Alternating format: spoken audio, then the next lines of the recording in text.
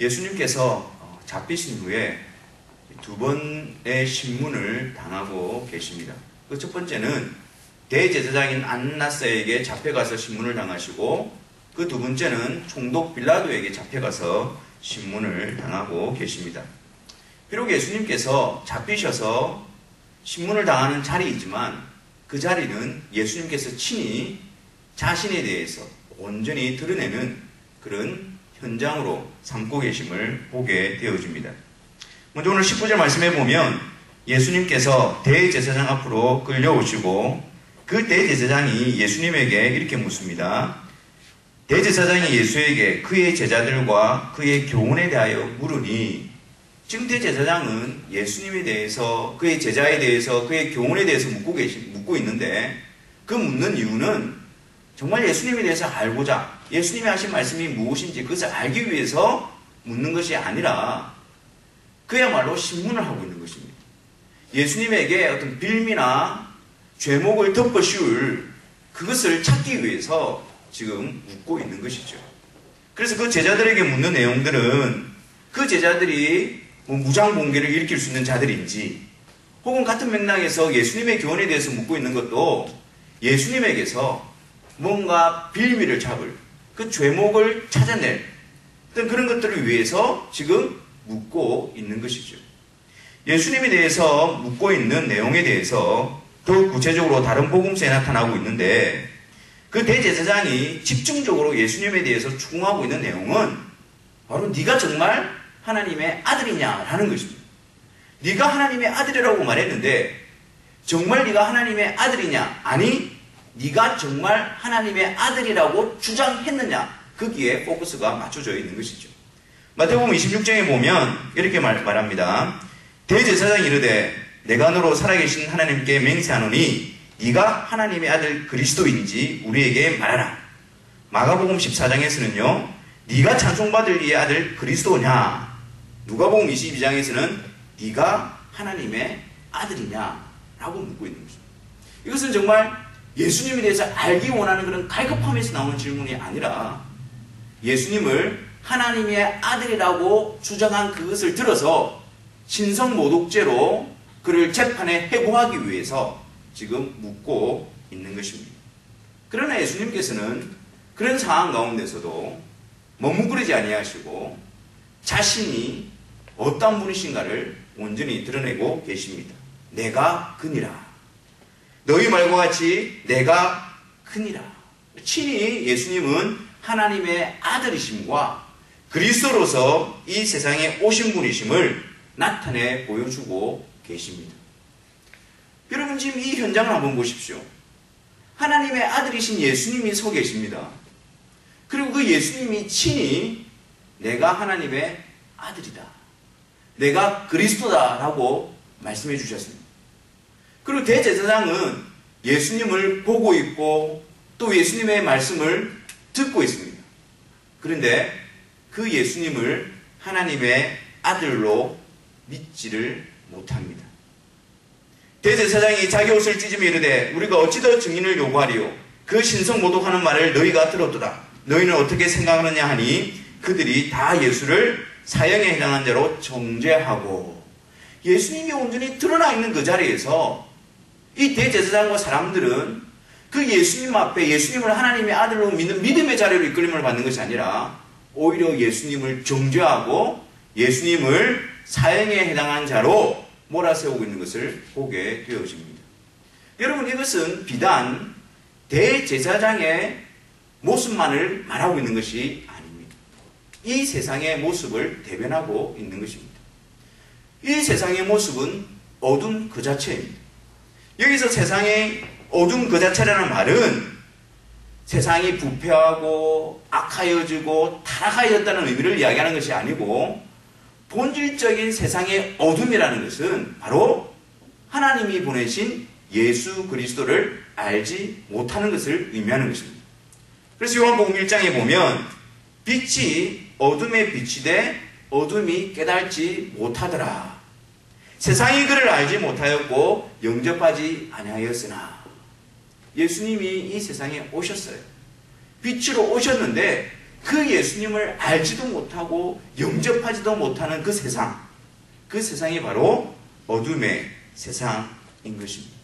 어둠의 본질은 바로 하나님이 보내신 그 아들 예수 그리스도를 알지 못하고 알 수 없는 상태를 의미하는 것이죠. 이 세상의 어둠의 또 다른 모습은 예수님을 안다라고 말은 하지만 그 예수님에 대해서 잘못 아는 경우도 있습니다. 예수님을 안다라고 고백합니다. 하지만 그 예수님을 하나님의 아들로서 고백하지 않습니다. 예수님에 대해서 믿는다라고 이야기하면서 예수님의 가르침이라든지 예수님의 어떤 삶에 대한 모델이라든지 또 예수님의 어떤 그런 모습들을 본받아 가려고 하는 그런 것에만 마음을 두고 있는 자들이 있습니다. 하지만 그것은 세상의 어둠의 또 다른 모습이지 예수님을 바르게 믿는 모습은 아닙니다.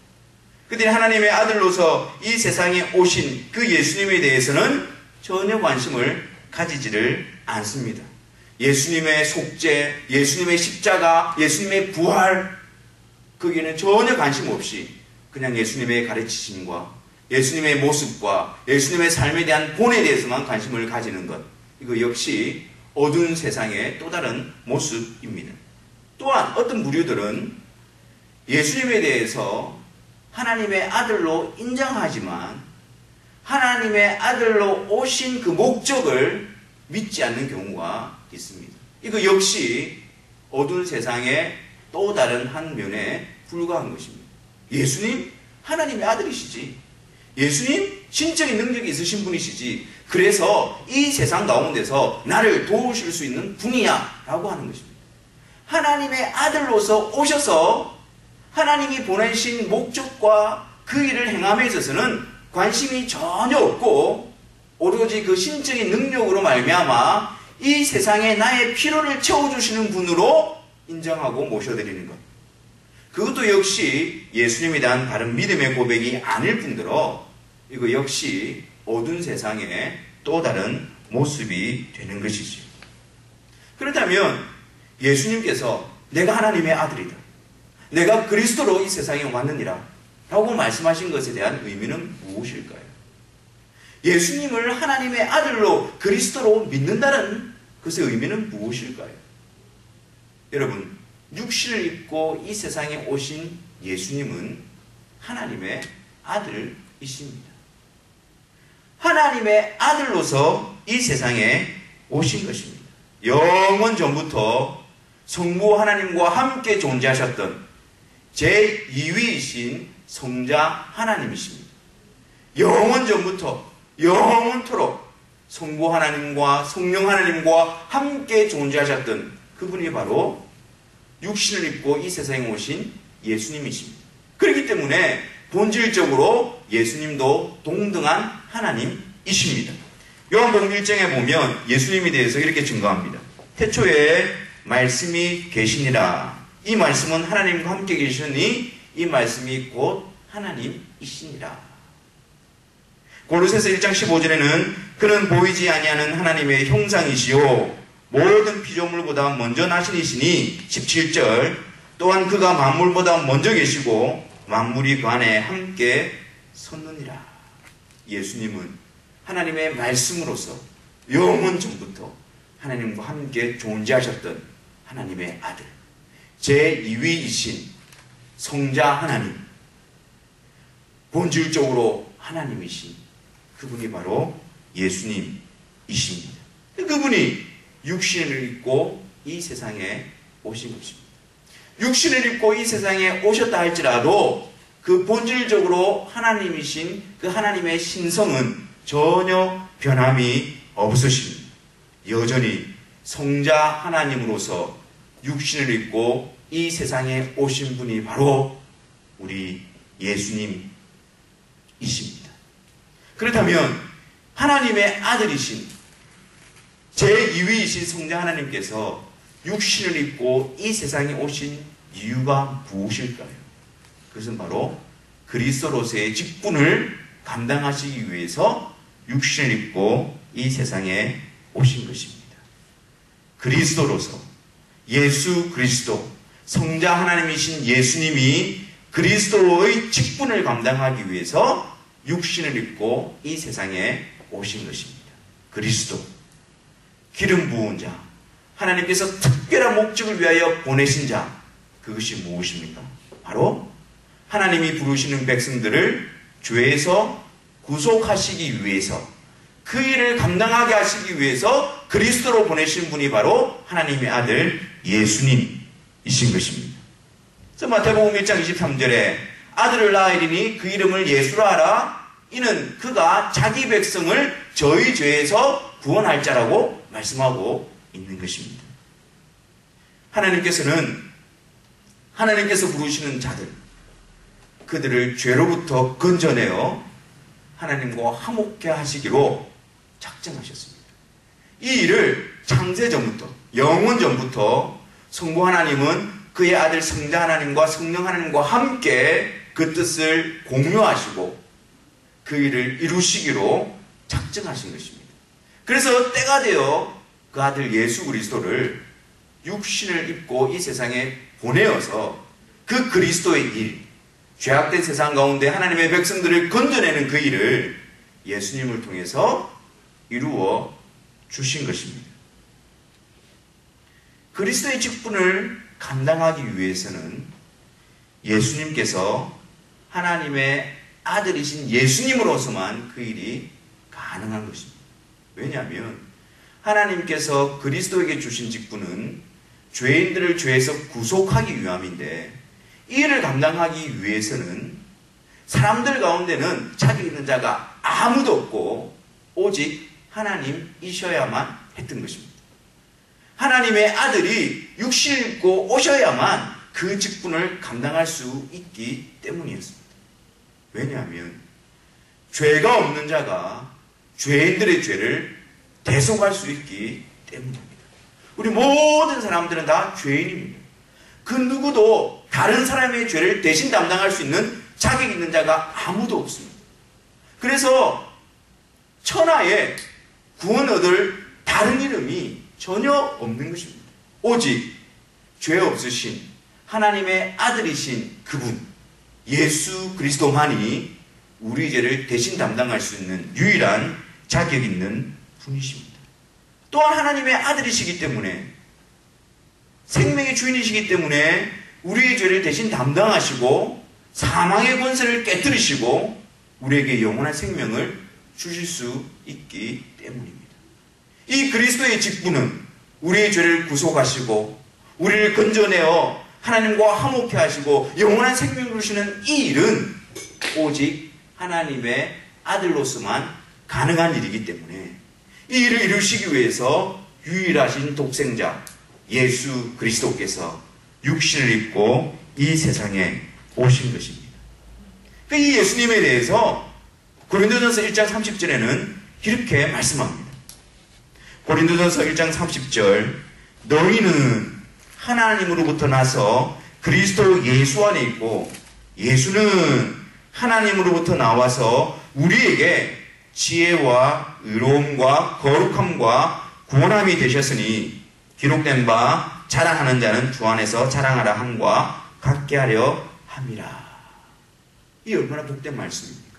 너희는 허물과 죄로 죽었던 우리들, 우리 스스로 하나님 앞에 의로워질 수 없는 우리들, 전적으로 무능하고 타락하고 부패한 우리들, 하나님이 부르신 그들을 하나님은 예수 그리스도 안에 두시고, 하나님의 진노와 심판에 합당한 우리들을 예수 그리스도 안에 두시고, 그리고 하나님께서는 예수 그리스도를 보내어서 그리스도의 직분을 감당하게 하심으로 그 예수님이 우리에게 있어서 지혜와 의로움과 거룩함과 구원함이 되게 하신 것입니다.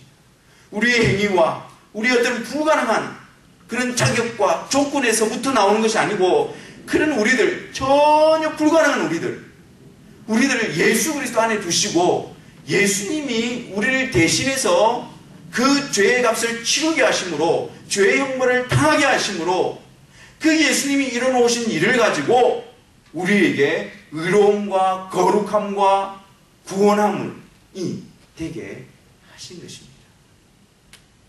그것이 바로 하나님께서 예수 그리스도를 우리에게 보내어 이루어 놓으신 놀라운 일인 것입니다.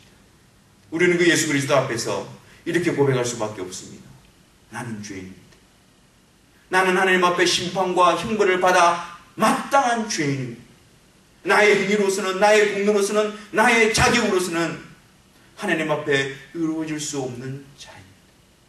그러나 자비로우신 하나님은 이런 나를 위하여 그 아들 예수 그리스도를 이 세상에 보내주시고, 그분이 나를 대신해서 죄를 짊어지시고 나를 대신해서 십자가에서 모든 죄의 형벌을 다 받으심으로 말미암아 그분이 나에게 있어서 하나님 앞에 의로움으로 삼아주셨습니다.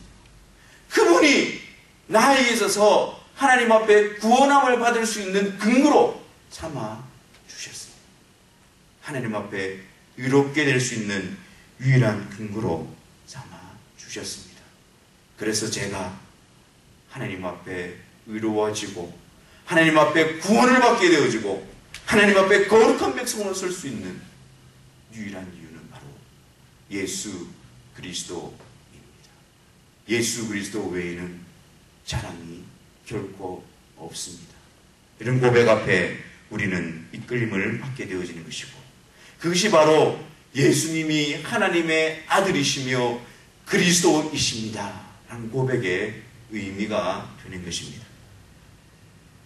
두 번째로 이제 예수님은 빌라도 총독으로부터 신문을 받게 됩니다. 그 당시 유다는 로마의 압제 아래에 있었습니다. 로마의 식민지였죠. 근데 로마는 어떤 식민지 정책에 의해서 그 나라의 어떤 종교적인 권한은 인정해주고 있었습니다. 그래서 예수님이 종교적인 문제로 말미암아 신성모독으로 예수님을 종교재판에 회부할 수는 있었지만, 그러나 그렇다고 해서 사람을 죽일 수 있는 권한이 그들에게는 없었습니다. 그래서 이들은 지금 예수님을 처형시키기 위해서 그들은 지금 빌라도 총독에게 나아가 예수님에 대해서 처형할 수 있는 권한을 허락해달라고 요구하고 있는 것입니다. 그래서 지금 예수님은 빌라도 총독 앞으로 이끌려 오고 있는 것입니다. 빌라도 총독은 예수님에 대해서 어떻게 신문하고 있습니까? 네가 유대인의 왕이냐? 라는 사실을 묻고 있습니다. 네가 유대인의 왕이냐? 네가 정말로 유대인들을 결집해서 로마 제국을 대항해서 구테타를 일으키는 자냐? 라는 것을 묻고 있는 것입니다. 그런데 예수님의 대답은 무엇입니까? 내가 왕이지만 내 나라는 이 세상에 속한 것이 아니다라고 말씀하십니다. 내가 왕이지만, 내가 왕으로 왔지만 내 나라는 이 세상에 있는 나라와 같이 이 세상에 속한 나라가 아니라고 말씀합니다. 무슨 의미입니까?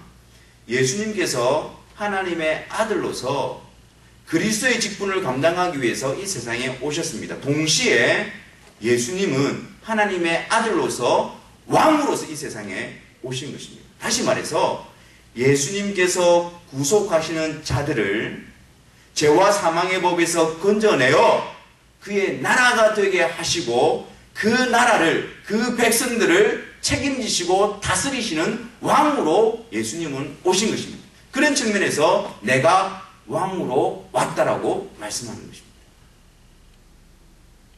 지금 예수님께서는 죄인의 모습으로 서 계신 것이 아닙니다. 왕으로서 서 계신 것입니다. 자기 백성들을 구원해 내시기 위해서 오신 왕으로서 지금 그 자리에 서 계신 것입니다.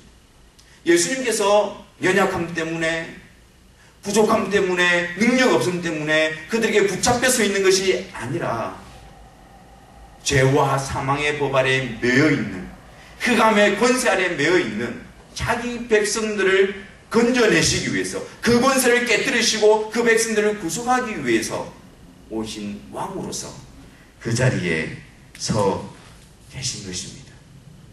자기 백성을 사로잡고 있는 죄와 사망의 권세를 깨뜨리시고 자기 백성들을 사로잡고 있는 흑암의 권세를 깨뜨리셔서 그의 나라의 백성이 되게 하시기 위해서 예수님은 이 자리에 서 계시고 십자가를 감당하시고 사망 권세를 깨뜨리고 부활하시고 다시 하늘로 올리오신 분이십니다. 하나님의 아들로서 구주가 되신 예수님은 또한 하나님의 아들로서 왕이 되신 분이십니다. 골로새서 1장에 보면 흑암의 권세에서 건져내어 그의 사랑하는 아들의 나라로 옮기셨다고 말씀합니다.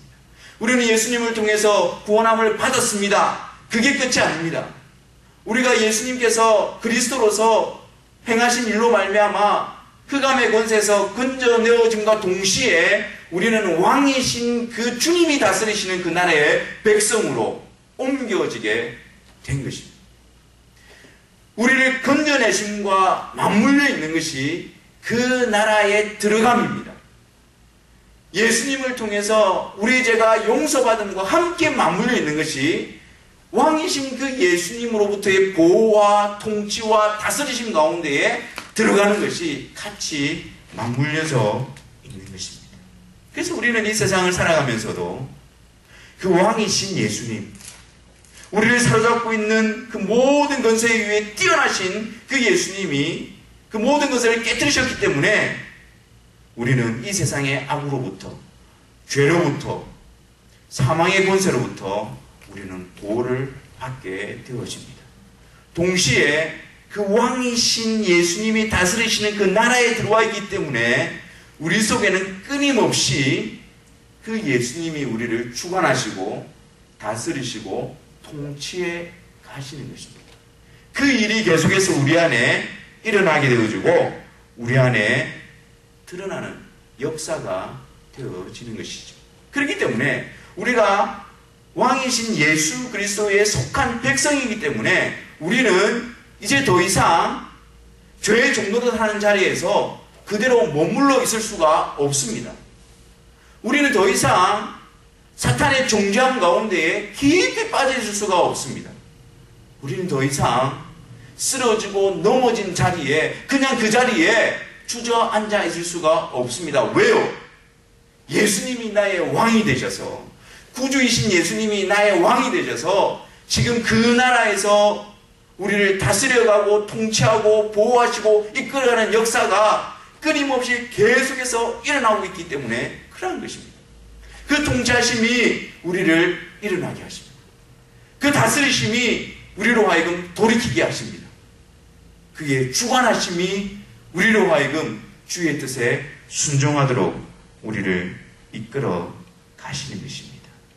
사랑하는 성도 여러분, 예수 그리스도의 이루신 일로 말미암아 죄와 사망의 법에서 구속함을 입었음을 확신하십니까?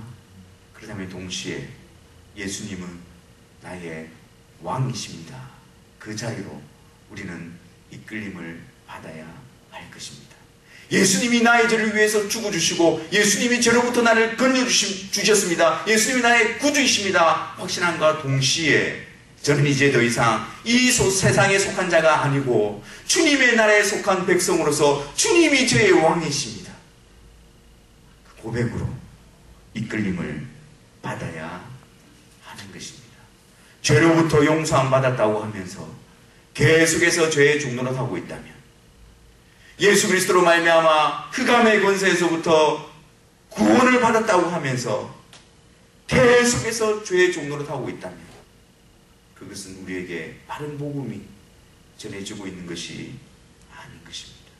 마른 뼈와 같고 아무것도 없는 마른 땅과 같은 우리들의 심령 가운데에 왕이신 예수님께서 우리를 다스리심으로 우리 안에 그 나라가 임하고 그분의 이름에 그분의 뜻이 이루어지고 그분의 이름이 거룩해지는 역사가 우리 가운데 끊임없이 일어나게 되는 것입니다.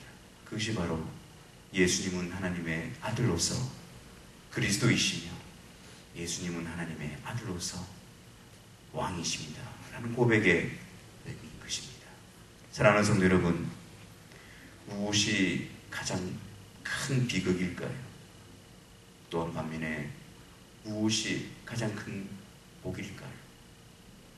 예수님에 대한 말씀이 선포되어지고 예수님이 하나님의 아들이시며 세상의 구주이시며 왕으로 오신 분이시라는 사실이 선포되어지고 있음에도 불구하고 그 예수님께로 나오지 않는 어둠, 그 예수님을 오히려 배척하고 그 예수님을 처형시키기 위해서 거부하는 어둠, 그것이 가장 큰 비극적인 모습일 것입니다.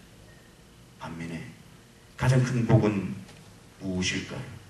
하나님의 심판과 저주가 합당했던 어둠이었던 자들이 하나님의 주권적인 은혜와 사랑으로 말미암아 예수 그리스도를 나의 구주로, 나의 왕으로 영접하며 의지하며 신뢰하는 자일 것입니다.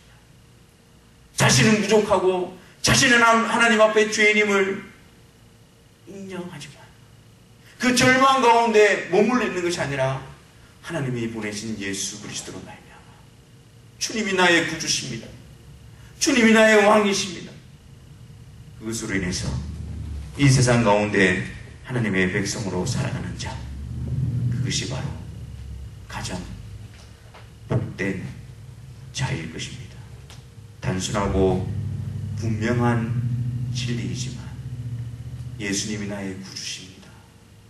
예수님이 저를 다스리시고 보호하시고 통치하시는 왕이십니다. 그 믿음의 고백이 우리의 삶 전체를 덮어가고 우리의 생각과 우리의 마음과 우리의 말과 우리의 행위를 지배해가며 우리가 처한 모든 상황 가운데서도 변함없이 역사함으로 말미암아 주님의 백성으로서 주님으로부터 구속함을 입은 하나님의 백성으로서의 기쁨과 평안과 담대함으로 채워지는 것, 그것이 바로 이 세상에서 가장 복된 자의 모습일 것입니다. 하나님으로부터 이 신령한 복을 받은 자의 고백은 예수 그리스도 외에는 자랑할 것이 없습니다. 예수님이 저의 유일하며 완전하며 영원히 의지할 이름이며 자랑